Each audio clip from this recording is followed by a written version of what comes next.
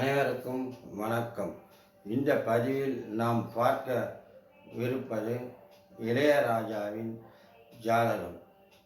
யூடியூபில் இருந்து அவர் பிறந்த நாள் தேதி அனைத்தையும் எடுத்து அவருக்கு இப்பொழுது எந்த திசை நடக்கிறது, எந்த திசையில் அவர் மகள் காலமானார், அதற்கு அவருடைய ஜாதகம் எப்படி எந்த அந்தரங்கத்தில் இருக்கும்போது அவர் மகளுக்கு பிரச்சனை வரும் என்பதை தந்தையின் ஜாதகத்தில் இருந்தும் அறிந்து கொள்ளலாம்.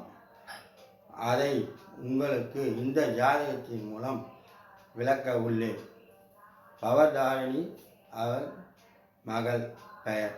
அவர் நேற்று முன்றைய தினம் காலமானார். இவருக்கு எந்த திசை நடக்கும்பொழுது அது மாதிரியான மகளுக்கு பிரச்சனை ஏற்படும் என்பதை இவர் ஜாதகத்தை கொண்டு அறிந்து கொள்ளலாம்.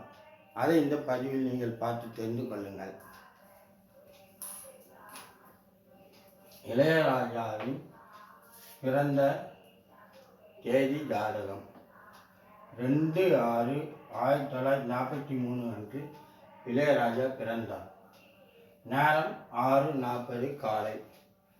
இவர் பிறக்கும்பொழுது ரிஷப லக்னத்தில் சந்திரன், சூரியன், புதன், சனி என்ற 4 கிரகம் உள்ளது. கடகத்தில் சுக்கிரன், குரு, ராகு என்ற கிரகம் அமைந்துள்ளது. மகர ராசியில் கேது பகவான் அமைந்துள்ளது. மீனராசியில் செவ்வாய் பகவான் அமைந்துள்ளது. இது போன்ற கிரக அமைப்பு இளையராஜாவில் பிறக்கும் பொழுது இவருக்கு ராசி கட்டத்தில் அமைந்துள்ள கிரகம். இந்த கிரகம் எந்த நட்சத்திரத்தில் அமர்ந்துள்ளது என்பதையும் முதலில் தெரிந்து கொள்வோம். இப்பொழுது லக்னம் பாருங்கள். லக்னம் இங்கு 3 நட்சத்திரம் இருக்கும். கார்த்திகை, ரோகிணி, மிருகசீசம் என்று ரிஷபராசி. இந்த இடத்தில் லக்னம் ரோகிணி நட்சத்திரத்தில் விழுந்துள்ளது. சூரிய பகவானும் ரோகிணி நட்சத்திரம் அமர்ந்துள்ளது. அடுத்தது சந்திரன் கிருத்திகை நட்சத்திரத்தில் அமர்ந்துள்ளார். அடுத்து செவ்வாய் பாருங்கள். செவ்வாய் உத்திரட்டாதி நட்சத்திரத்தில் அமர்ந்துள்ளது. புதன் கிரகம் கிருத்திகை நட்சத்திரத்தில் அமர்ந்துள்ளது. அடுத்தது குரு புனர்பூசம் நட்சத்திரத்தில் அமர்ந்துள்ளது. அடுத்து சுக்கிரன் புனர்பூச நட்சத்திரத்தில் சுக்கிரன் அமர்ந்துள்ளது. ராகு ஆயில்ய நட்சத்திரத்தில் அமைந்துள்ளது.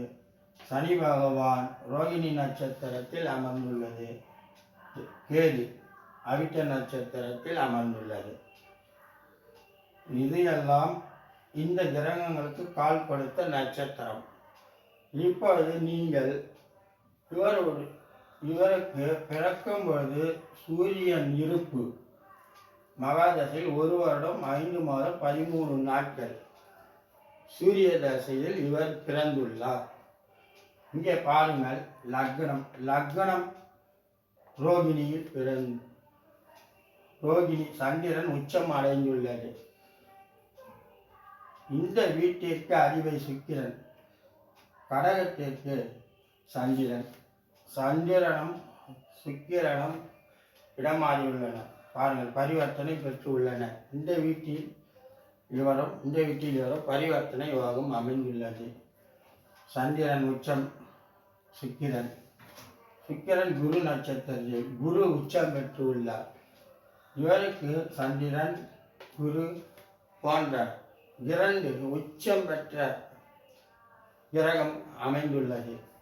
இவருக்கு நடப்பு சூரியன் 1 வருடம். சூரியன் ரிஷபராசியில் அமைந்தார். சூரியன் 1944 வருடம் வரை புத்தியை நடத்தியது. அடுத்தது சந்திர மகாதசை 1944 முதல் 1954 வருடம் வரை சந்திர மகாதசை நடந்துள்ளது 10 வருடம். அதற்கு அடுத்து செவ்வாய் மகாதசை 1961 வருடம் வரை இவருக்கு செவ்வாய் தசை. அடுத்து ராகு தசை 1979. அடுத்து குரு தசை 1995 வரை. அடுத்து சனி மகாதசை 2014 வரை. அடுத்து புதன் மகாதசை 2031 வரை நடந்து கொண்டு இருக்கிறது. தற்போது நடக்கும் திசை புதன் திசை. இவருக்கு இந்த ராகு தசையில் 1961 முதல் 1979 வரை இந்த ராகு பெரிய இந்த 3ஆம் இடத்தில் இந்த ராகு அமைந்துள்ளது. குரு உச்சம் பெற்றுள்ளது. இயல், இசை, நாடகம், பாட்டு, நடனம், சுக்கிரன் ராகு ஒன்று சேர்ந்திருக்கிறதை பாருங்கள்.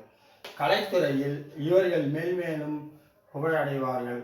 பாட்டு, கவிதை போன்ற அனைத்தும் இவர்களுக்கு சரளமாக வரும். ஏனென்றால் இது 3ஆம் இடம் லக்னத்திற்கு.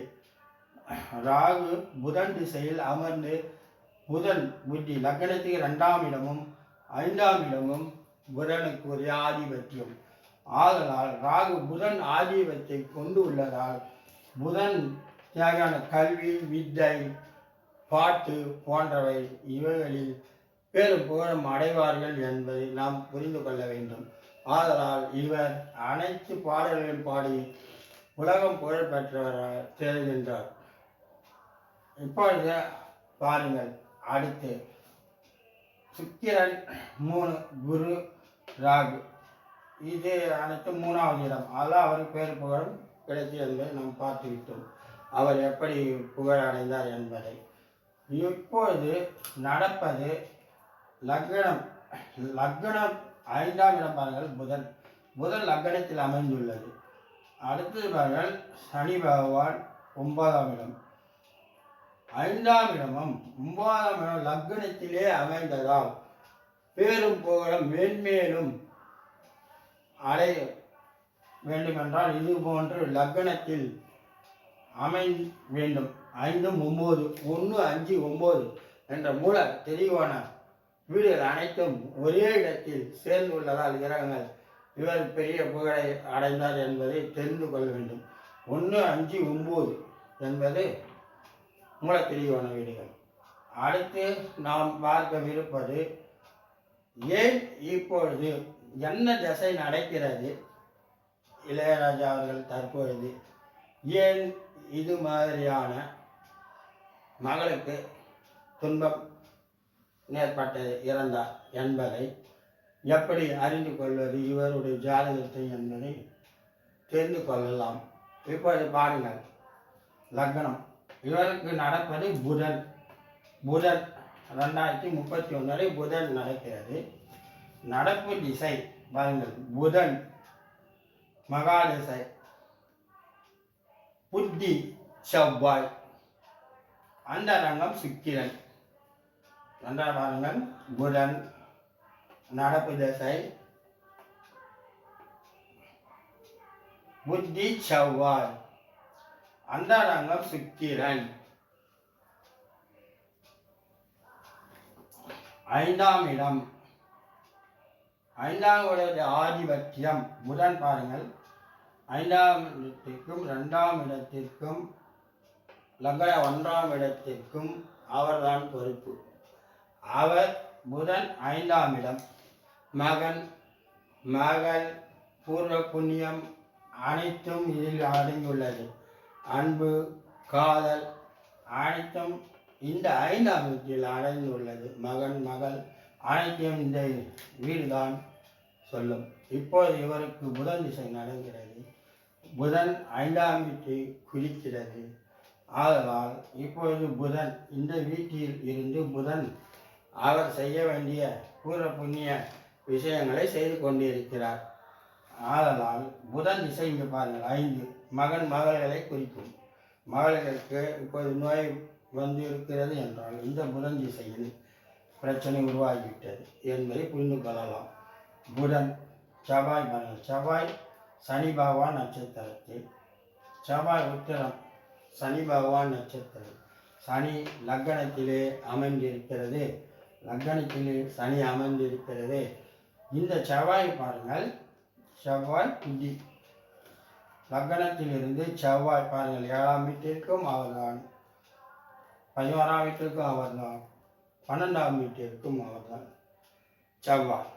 இந்த செவ்வாய் புத்தி லக்னத்துக்கு 12 தொடர்பு கொண்டு நடத்தி கொண்டு வருகிறது. பாருங்கள் லக்னத்தை அடுத்து சுக்கிரனை பாருங்கள். லக்னத்தில் சுக்கிரன் வீடு இது, ஆதிபத்தியம் பற்றி இது 6ஆம் வீடு சுக்கிரன். இவ்வாறு சுக்கிரன் 6ஆம் வீடு, லக்னத்துக்கு 6ஆம் வீடு சுக்கிரன், 12ஆம் வீடு செவ்வாய், 8ஆம் வீடு குரு. குரு லக்னம் 6, 8, 12 இந்த ராசி கட்டத்தை தொடர்பு கொண்டால் மரணத்திற்கு நிகரான கண்டங்கள் ஏற்படும், அல்லது மரணமும் ஏற்படலாம் என்பது விதிகள். ஆதலால் லக்னத்துக்கு 6 சுக்கிரன் பாருங்கள், சுக்கிரன் புத்தி அந்தரங்கம், 6ஆம் விட நோய் குறிக்கும். 6ஆம் விட சுக்கிரன் வந்துவிட்டார். 8ஆம் வீடு பாருங்கள் குரு. சுக்கிரன் குருவில் அமர்ந்துள்ளார். சுக்கிரன் நடப்பது அந்தரங்கம். சுக்கிரன் குரு ஸ்தானத்தில் அமர்ந்தால் ஆதிபத்தியம். இவர் அமர்ந்த வீடு 8, அதனால் 8ஆம் வீடு தொடர்பு கொண்டு விட்டது. சுக்கிரன் தரு செவ்வாய் 12ஆம் வீடு தொடர்பு கொண்டுள்ளார். இவ்வாறு 6, 8, 12 போன்றவை தொடர்பு கொண்டால் அவர் அந்த நேரத்தில் நல்லது நடக்காது என்பதை நாம் புரிந்து கொள்ளலாம். இந்த ராசி கட்டத்தை வைத்துக்கொண்டு இது போன்று ஒவ்வொரு ராசி கட்டத்திற்கும் ஒவ்வொரு உயிர் காரகம் உள்ளது. லக்னம் அவருடைய உயிரே.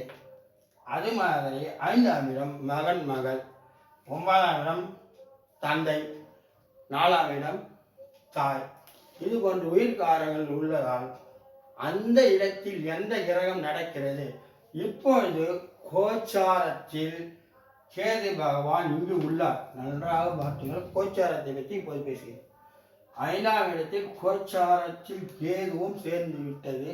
தற்போது நிலையில் பாருங்கள், லக்னத்துக்கு 10ஆம் வீட்டில் சனி பகவான், இப்போது சனி பகவான் இங்கே உள்ளார்.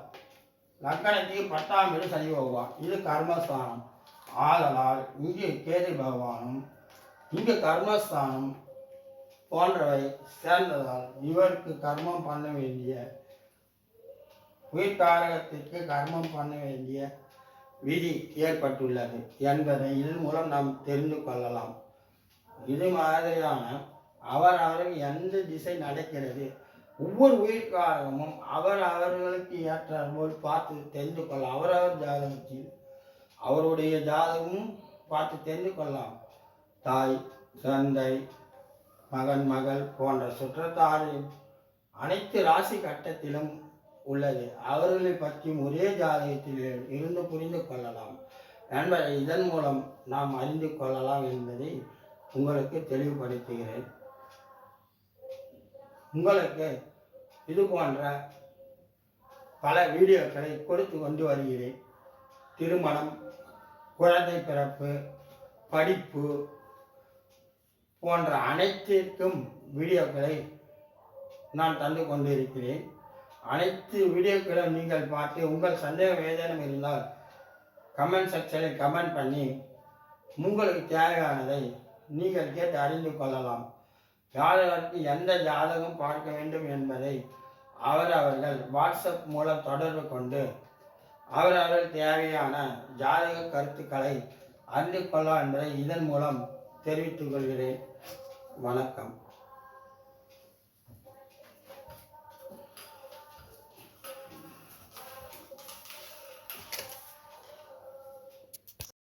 இசை உலகின் பிதாமகன், தமிழ் சினிமாவின் தலைமகன்.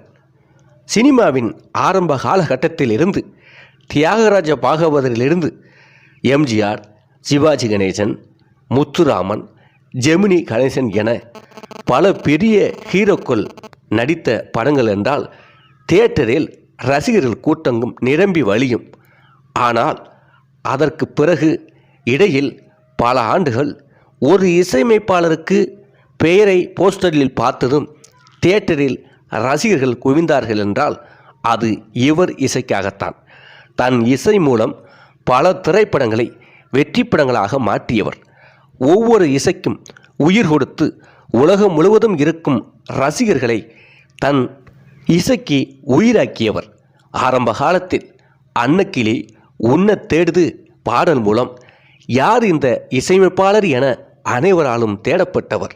காற்றிலும் கல்யாண வீட்டிலும் கோவில்களிலும் திருவிழாக்களிலும் இன்றும் கொண்டாடப்படும் பாடல்களாக இவர் பாடல்களே உள்ளன. 1000 படங்களுக்கு மேல் இசையமைத்து ஆசிய கண்டத்தின் அசைக்க முடியாத இசை மேதையாக வலம் வந்து கொண்டிருப்பவர். இந்தியாவின் கௌரவ MP, பாராளுமன்ற உறுப்பினர். மனிதர்களின் உணர்வுகளை தன் இசையால் கசக்கி பொழிந்த உலகிலேயே சிறந்த இசையமைப்பாளர், மாபெரும் மனிதர் மாண்புமிகு இளையராஜா அவர்களின் வரலாறை காணலாம்.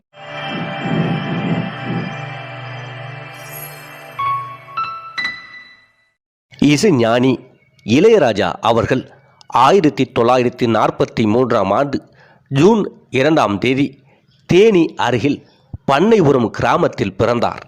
இளையராஜா அவர்களின் இயற்பெயர் ஞான தேசிகன். இவர் ஆரம்ப காலத்தில் பல மேடை கச்சேரிகளில் தனது சகோதரர்களுடன் சேர்ந்து இசையமைத்த போது பொதுவாக கிராமிய பெயராக ராசையா என்று மாற்று பெயரை வைத்து கொண்டார்.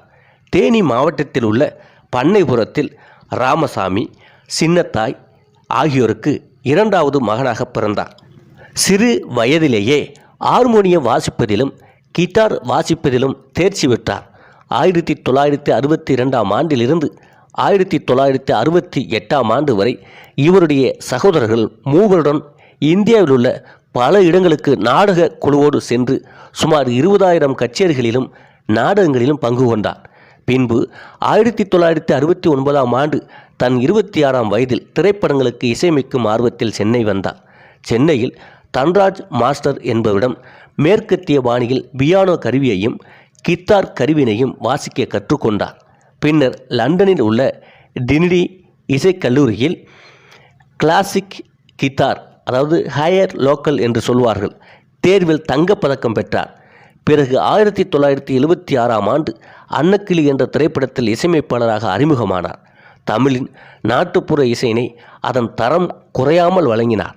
அன்னக்கிளி திரைப்படத்தில் இளையராஜா இசையமைத்து எஸ். ஜானகி அவர்கள் பாடிய மச்சானே மச்சானே மச்சான பார்த்தீங்களா இந்த மலவாழ தோப்புக்குள்ள என்ற பாடல் பட்டி தொட்டியெல்லாம் ஹிட்டாகி பிரபலமானது. அதேபோன்று அதே படத்தில் வந்த அன்னக்கிளி ஒன்ன தேடுது, 6 மாதம் 1 வருஷம் அவரம்பு மேனி வாடுது என்ற பாடலும் மிகப்பெரிய ஹிட்டாகி இளையராஜா என்ற அவரை சிறந்த இசையமைப்பாளராக உலகம் அறிய செய்தது. பாரதிராஜா அவர்கள் இயக்கிய முதல் திரைப்படமான 16 வயது நிலை, பொண்ணு ஊருக்கு புதுசு போன்ற படங்களில் நாட்டுப்புற மனம் கமல கமல இவர் இசையமைத்த பாடல்கள் பெரும் வரவேற்பினை பெற்றன. நாட்டுப்புற இசை மட்டுமல்லாமல் கர்நாடக செவ்விசை மெட்டுகளில் இவர் அமைத்த பாடல்களாகிய மோகன ராகத்தில் பத்ரகாளி திரைப்படத்தில் கண்ணன் ஒரு கை குழந்தை என்ற பாடலும் மிகப்பெரிய ஹிட்டான பாடலாக அமைந்தது. அது மட்டுமல்லாமல் ரீதி கவுளை ராகத்தில் கவிக்குயில் திரைப்படத்தில் சின்ன கண்ணன் அழைக்கின்றான் ராதை பூங்கோதை என்ற பாடல் இவருக்கு மேலும் புகழினை தேடித்தந்தன. முதல் முறையாக தமிழ் சினிமாவில் ஸ்டீரியோ முறையில் பிரியா என்னும் திரைப்படத்திற்கு இசையமைத்தார். ராயல் ஃபில்ஹார்மோனிக் ஆர்கெஸ்ட்ராவில் இசையமைப்பாளர்கள் மேஸ்ட்ரோ என்று அழைக்கப்படுகின்றனர். ராயல் ஃபில்ஹார்மோனிக் ஆர்கெஸ்ட்ரா இளையராஜா இசையமைத்த சிம்பொனியினை இன்னும் வெளியிடவில்லை என்றாலும் இளையராஜா தமிழ் திரைப்பட கலைஞர்களால் மேஸ்ட்ரோ என்று அழைக்கப்படுகின்றார். இளையராஜா புதிதாக இசை ஓடிடி என்ற பிரத்யேக இணையம் ஒன்றை தொடங்கியும் உள்ளார். இவருடைய வாழ்க்கை பயணத்தை காணலாம். இளையராஜா ஒரு சாதாரண கிராமத்தில் வளர்ந்தார். பலவிதமான தமிழ்நாட்டுப்புற இசையை வெளிப்படுத்தினார். தனது 14 வயதில் தனது மூத்த சகோதரர் பாவலர் வரதராஜன் தலைமையிலான பாவலர் பிரதர்ஸ் என்ற பயண இசைக்குழுவில் சேர்ந்தார். அடுத்த சகாப்தத்தை தென்னிந்தியா முழுவதும் நிகழ்த்தினார். குழுவுடன் பணியாற்றி கொண்டிருக்கையில் இந்தியாவின் முதல் பிரதமர் ஜவஹர்லால் நேரு மறைவினால் தமிழ் கவிஞரான கண்ணதாசன் எழுதிய இரங்கற்பாவிற்கு இவர் தனது முதல் இசை தொகுப்பு ஒரு இசை தழுவலை எழுதினார். 1968ஆம் ஆண்டில் இளையராஜா மெட்ராஸில் அதாவது சென்னையில் பேராசிரியர் தன்ராஜுடன் ஒரு இசை பாடத்தை தொடங்கினார். இதில் மேற்கத்திய பாரம்பரிய இசையின் கண்ணோட்டம், எதிர்நிலை போன்ற நுட்பங்களில் தொகுத்தல், பயிற்சி மற்றும் கருவி செயல்திறன் பற்றிய ஆய்வு ஆகியவற்றை அடங்கும். இளையராஜா அவர்கள் லண்டனில் டிரினிட்டி காலேஜ் ஆஃப் மியூசிக் தொலைதூர கற்ற சேனல் மூலம் பாட நெறியை முடித்த பின்னர் பாரம்பரிய கிதாரில் தங்கப்பதக்கம் வென்றார். டிவி கோபாலகிருஷ்ணரிடமிருந்து கர்நாடக இசையையும் கற்றுக்கொண்டார். 1970களில் சென்னையில் இளையராஜா ஒரு இசைக்குழுவில் கித்தார் வாசித்தார். மேலும் ஒரு அமர்வு கித்தார் கலைஞர், கீபோர்டிஸ்ட் மற்றும் திரைப்பட இசையமைப்பாளர்கள் மற்றும் மேற்கு வங்காளத்தைச் சேர்ந்த சவில் சௌத்ரி போன்ற இயக்குநர்களுக்கான அமைப்பாளராக பணியாற்றினார். இளையராஜா இந்தியாவில் சிறந்த இசையமைப்பாளராக போகிறார் என்று சௌத்ரி ஒருமுறை கூறினார். கன்னட திரைப்பட இசையமைப்பாளர் ஜி.கே. வெங்கடேஷின் இசை உதவியாளராக பணியமர்த்தப்பட்ட பின்னர் பெரும்பாலும் கன்னட சினிமாவில் 200 திரைப்பட திட்டங்களில் பணியாற்றினார். ஜி.கே. வெங்கடேஷின் உதவியாளராக இளையராஜா ஆர்கெஸ்ட்ராட் செய்வார். இதை வெங்கடேஷ் உருவாக்கிய மெல்லிசை கோடுகளோடு ஜி.கே. வெங்கடேஷின் வழிகாட்டலின்படி இசையமைப்பதை பற்றி இளையராஜா அதிகம் கற்றுக்கொண்ட நேரமாகும். இந்த காலகட்டத்தில் இளையராஜாவும் தனது சொந்த இசை குறிப்புகளை எழுதத் தொடங்கினார். இவரது இசையமைப்புகளை கேட்க வெங்கடேஷின் அமர்வு இசைக்கலைஞர்களை அவர்களின் ஓய்வு நேரங்களில் இவரது இசைக்குறிப்புகளிலிருந்து சில பகுதிகளை இசைக்க வலியுறுத்தினார். இவ்வாறு ஆரம்ப காலத்தில் நேரம் கிடைக்கும் போதெல்லாம் தன் இசைத்திறமையை வளர்த்து கொண்டார். 1975ஆம் ஆண்டு திரைப்பட தயாரிப்பாளர் பஞ்சு அருணாச்சலம் அவர்கள் அன்னக்கிளி என்ற தமிழ் மொழி திரைப்படத்திற்கான பாடல்களையும் திரைப்பட பின்னணி இசை அமைக்க இவரை நியமித்தார். ஒளிப்பதிப்புக்காக இளையராஜா அவர்கள் நவீன பிரபலமான திரைப்பட இசைக்குழுவின் நுட்பங்களை தமிழ் நாட்டுப்புற கவிதை மற்றும் நாட்டுப்புற பாடல் மெல்லிசைகளுக்கு பயன்படுத்தினார். இது மேற்கத்திய மற்றும் தமிழ் மொழிகளின் இணைவை உருவாக்கியது. இளையராஜா தனது திரைப்பட பின்னணியில் இசையில் தமிழ் இசையை பயன்படுத்தியது இந்திய திரைப்பட பின்னணி இசை சூழலில் புதிய செல்வாக்கை செலுத்தியது. 1980களின் நடுப்பகுதியில் இளையராஜா தென்னிந்திய திரையுலகில் ஒரு திரைப்பட இசையமைப்பாளர் மற்றும் இசை இயக்குநராக வளர்ந்து வருகிறார். இவர் கண்ணதாசன், வாலி, வைரமுத்து, ONV குருப்பு, ஸ்ரீ குமாரன் தம்பி, வெட்டுதி சுந்தரராமமூர்த்தி, ஆச்சாரியா அட்டாரியா, ஸ்ரீ வெண்ணிலா சீதாராம சாஸ்திரி, ஸ்ரீ உதயசங்கர் மற்றும் குல்சார் போன்ற இந்திய கவிஞர்கள் மற்றும் பாடல் ஆசிரியருடன் பணியாற்றியுள்ளார். Bharathi Raja, SP Muthuraman, Mahendran, Balu Mahindra, K. Balachander, Mani Ratnam, Sathyan, Anthikad, Priyadarshan, Fazil, Vamsi, K. Viswanath, சங்கீதம் சீனிவாசராவ், பாலா, சங்கர்நாக் போன்ற மற்றும் R. பாஸ்கி போன்ற இயக்குநர்களின் காட்சிகளில் இவரின் இசை நன்கு அறியப்பட்டதாக அமைந்தது. பல இயக்குநர்கள் பெரிய இயக்குநர்களாக உருவாவதற்கு இவருடைய இசையும் ஒரு காரணமாக அமைந்தது. இந்திய திரைப்படங்களில் மேற்கத்திய பாரம்பரிய இசையை புகுத்தியவர்களில் இளையராஜாவுக்கு ஒரு முக்கிய பங்கு உண்டு.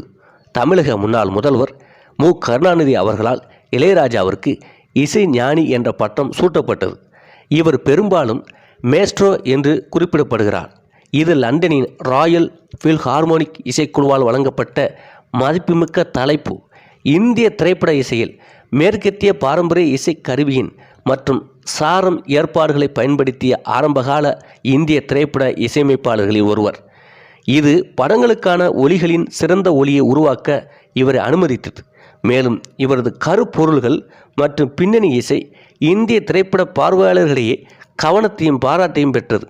இந்திய திரைப்பட இசையில் வெளிப்படையான சத்திய கூறுகளின் வரம்பு, இளையராஜாவின் ஒழுங்குமுறை, பதிவு நுட்பம் மற்றும் இசை பாணிகளின் பன்முகத்தன்மையிலிருந்து இவரது கருத்துக்களை வரைவதற்கான முறையான அணுகுமுறையால் விரிவாக்கப்பட்டது.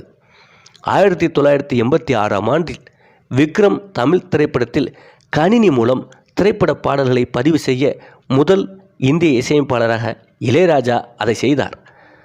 7000க்கும் மேற்பட்ட பாடல்களை இயற்றியவர், 1000க்கும் மேற்பட்ட திரைப்படங்களுக்கு திரைப்பட பின்னணி இசையை வழங்கியவர் மற்றும் 20,000க்கும் மேற்பட்ட இசை நிகழ்ச்சிகளில் நிகழ்த்திய உலகின் மிகச்சிறந்த இசையமைப்பாளர் ஆவார். இளையராஜா இசையமைத்து சிம்பொனியில் விமர்சன ரீதியாக பாராட்டப்பட்ட திருவாசகம் முதல் இந்திய சொற்பொழிவாகும்.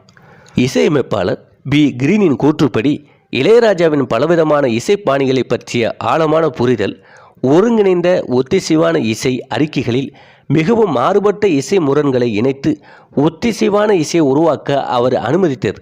இளையராஜா இந்திய திரைப்பட பாடல்களை என்று வருகிறது ஆப்பிரிக்கா பழங்குடி, அதனால் வகைப்பட்ட ஒருங்கிணைப்பின் கூறுகள் போசா நோவா, நடன இசை, டூ கட்டுடல், ஃப்ளமெங்கோ, ஒலி கிட்டார், மேற்கத்திய நாட்டுப்புற, பங்க், இந்திய கிளாசிக்கல், இந்திய நாட்டுப்புற பாரம்பரிய, ஜாஸ், அணிவகுப்பு, பாத்தோஸ், பாப், சைக்கடலியா மற்றும் ராக் அண்ட் ரோல் என பல வகையில் கலக்கி கொண்டிருப்பவர். இந்த வகையின் காரணமாகவும் மேற்கத்திய இந்திய நாட்டுப்புற மற்றும் கர்நாடக கூறுகளை ஒன்றிணைப்பதன் மூலம் இளையராஜாவின் இசையமைப்புகள் இந்திய கிராமப்புறவாசிகளுக்கு அதான் தாள நாட்டுப்புற குணங்களுக்காகவும் கர்நாடக ராங்களின் வேலைவாய்ப்புக்காக இந்திய கிளாசிக்கல் இசை ஆர்வலரிடமும் நகர்ப்புறவாசிகளுக்கு அதன் நவீன மேற்கத்திய இசை ஒலி இசையமைப்பதற்கான காட்சிப்படுத்தல் உணர்வை இளையராஜா எப்போது இயங்கும் திரைப்படத்தின் கதை கோடுடன் பொருந்துவதோடு அவ்வாறு செய்வதன் மூலம் பார்வையாளர்களுக்கு தனது இசை மதிப்பெண் மூலம் சுவையான உணர்ச்சிகளை உணர சிறந்த அனுபவத்தை உருவாக்குகிறார். இசையுடன் கலக்கும் இந்த கலையை அவர் தேர்ச்சி பெற்றதாக மாற்றுகிறார். மிகச்சிலரை நீண்ட காலத்திற்கு தங்களை தழுவிக்கொள்ள முடிந்தது. இளையராஜா சிக்கலான தொகுப்பு நுட்பங்களை பயன்படுத்துகிறார் என்றாலும் அவர் பெரும்பாலும் தன்னிச்சையான முறையில் படங்களுக்கான அடிப்படை மெல்லிசை கருத்துக்களை வரைகிறார். இசைஞானி இளையராஜா அவர்களுக்கு 5 தேசிய திரைப்பட விருதுகள் வழங்கப்பட்டுள்ளன. சிறந்த இசை இயக்கத்திற்கான 3 மற்றும் சிறந்த பின்னணி இசைக்காக 2. 2010இல் இவருக்கு பத்மபூஷன் விருதும் இந்தியாவின் 3வது மிக உயர்ந்த குடிமக்கள் விருது வழங்கப்பட்டது மற்றும் 2018ஆம் ஆண்டு இந்தியாவின் 2வது மிக உயர்ந்த சிவிலியன் விருதான பத்மபூஷன் விருது வழங்கப்பட்டது. 2012ஆம் ஆண்டில் இசைத்துறையில் அவரது படைப்பு மற்றும் சோதனை படைப்புகளுக்காக பயிற்சி பெற்ற கலைஞர்களுக்கு வழங்கப்பட்ட மிக உயர்ந்த இந்திய அங்கீகாரமான சங்கீத நாடக அகாடமி விருதை பெற்றார். Trinity College of Music London தொலைதூர கற்றல் முறையில் கிளாசிக்கல் கிதாரில் தங்கப்பதக்கமும் வென்றவர். 2013ஆம் ஆண்டில் 100 ஆண்டு இந்திய சினிமாவை கொண்டாடும் CNNIBN நடத்திய கருத்து கணிப்பில் இளையராஜா இந்தியாவின் மிகச்சிறந்த திரைப்பட இசை இயக்குநராக தேர்ந்தெடுக்கப்பட்டார். அமெரிக்க உலக cinema portal taste of cinema வரலாற்றில் 25 சிறந்த திரைப்பட இசையமைப்பாளர்களின் பட்டியலில் 9வது இடத்தை பிடித்தது. இந்த பட்டியலில் உள்ள ஒரே இந்தியர் இளையராஜா ஆவார். 2003ஆம் ஆண்டில் நடத்திய ஒரு சர்வதேச இசை கணக்கெடுப்பில் BBC 165 நாடுகளில் இருந்து 500,000 மக்கள் பங்கெடுத்த நிகழ்வில் இவரது இசையமைப்பான 1991ஆம் ஆண்டு வெளிவந்த தளபதி திரைப்படத்தில் இடம்பெற்ற அடி ராக்கம்மா கையத்தட்டு பாடல் எல்லா காலத்து பாடல்களிலும் முதல் 10 இடத்தில் மிகவும் பிரபலமான 4வது பாடலாக தேர்வானது.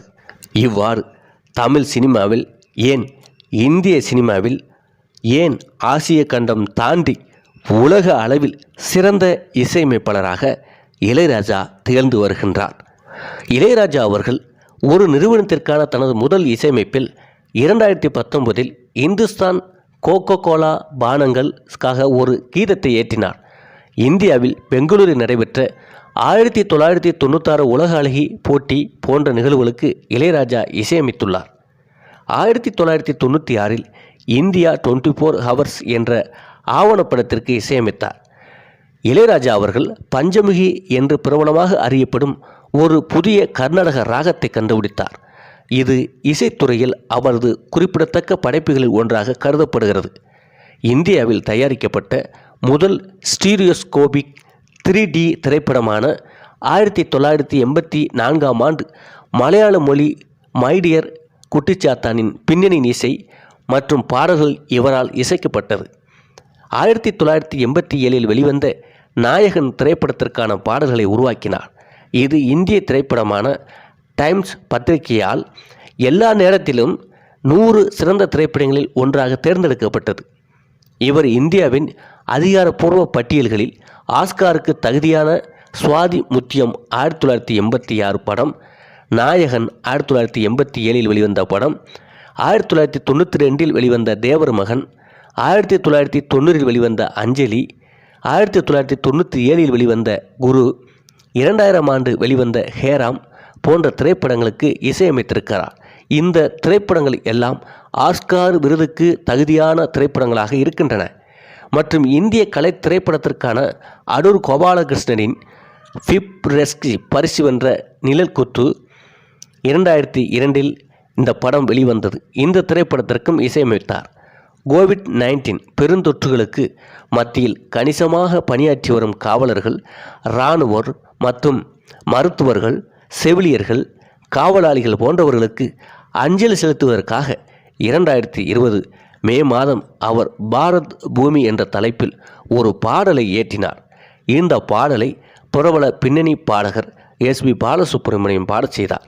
மேலும் காணொலி பாடலை இளையராஜா தனது அதிகாரப்பூர்வ யூடியூப் கணக்கு மூலம் 2020 மே 30 அன்று தமிழ் மற்றும் இந்தி மொழிகளில் அதிகாரப்பூர்வமாக வெளியிட்டார்.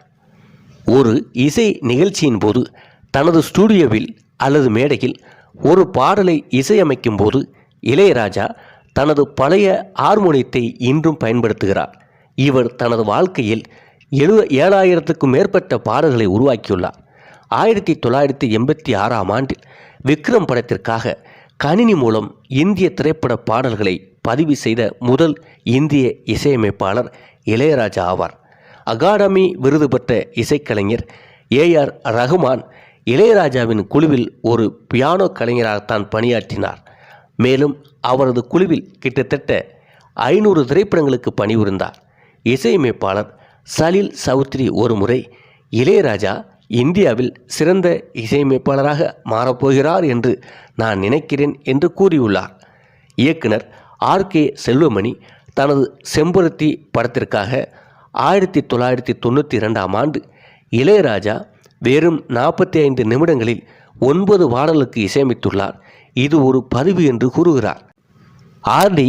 பர்மனின் இசைக்குழுவுடன் மும்பையில் தளபதி திரைப்படத்தின் சுந்தரி கனால் ஒரு சேதி பாடலுக்கான பதிவின் போது இளையராஜா அவர்களுக்கு குறிப்புகளை கொடுத்தபோது அவை மிகவும் நகர்த்தப்பட்டு இசையமைப்பால் எடுக்கப்பட்டன.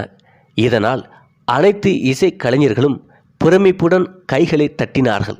இளையராஜா அவர்களுக்கு மரியாதை செலுத்தும் விதமாக எழுந்து நின்று பேசினார்கள். இளையராஜா அவர்களுக்கு பல பட்டங்கள் கொடுத்து கௌரவிக்கப்பட்டுள்ளது. 1981 ஆண்டு தமிழக அரசின் கலைமாமணி விருது, 1988 ஆண்டு மத்திய பிரதேச அரசின் லதா மங்கேஷ்கர் விருது, 1995 ஆண்டு கேரள அரசு விருது, இசையில் சாதனை புரிந்ததற்காக 1994 ஆண்டு சிதம்பரம் அண்ணாமலை பல்கலைக்கழகமும், அதே ஆண்டு 1996 ஆண்டு மதுரை காமராஜர் பல்கலைக்கழகமும், 2022 ஆண்டு திண்டுக்கல் காந்தி கிராமிய பல்கலைக்கழகமும் முனைவர் பட்டம் வழங்கி கௌரவித்தது.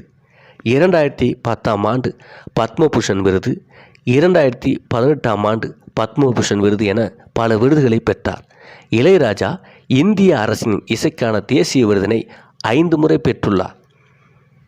1983 சாகர சங்கமம் என்ற தெலுங்கு படத்திற்காகவும், 1987 சிந்து பைரவி என்ற தமிழ் திரைப்படத்திற்காகவும், 1989ஆம் ஆண்டு ருத்ர வீணை என்ற தெலுங்கு திரைப்படத்திற்காகவும் 2009ஆம் ஆண்டு பழசி ராஜா என்ற மலையாள திரைப்படத்திற்காகவும் 2016ஆம் ஆண்டு தாரை தப்பட்டை படத்தில் இசையமைத்ததற்காகவும் இந்திய அரசின் தேசிய விருதை பெற்ற மாபெரும் மேதை இளையராஜா அவர்கள். இவ்வாறு தமிழ் சினிமா மட்டுமல்லாமல் இந்திய சினிமா மட்டுமல்லாமல் ஆசிய கண்டத்தின் தாண்டி உலகம் முழுவதும் உள்ள மக்களால் நேசிக்கப்பட்டு அவர் இசை கொண்டாடப்பட்டு உலகத்திலே சிறந்த இசையமைப்பாளராக உயர்ந்து நிற்பவர் இசைஞானி இளையராஜா அவர்கள். இந்த உலகம் இருக்கும் வரை இளையராஜா என்ற மாபெரும் இசை மேதையின் இசை இந்த காற்றில் கலந்து கொண்டு இருக்கும். மீண்டும் ஒரு வரலாறோடு சந்திப்போம். சேனலை சப்ஸ்கிரைப் செய்து கொள்ளுங்கள்.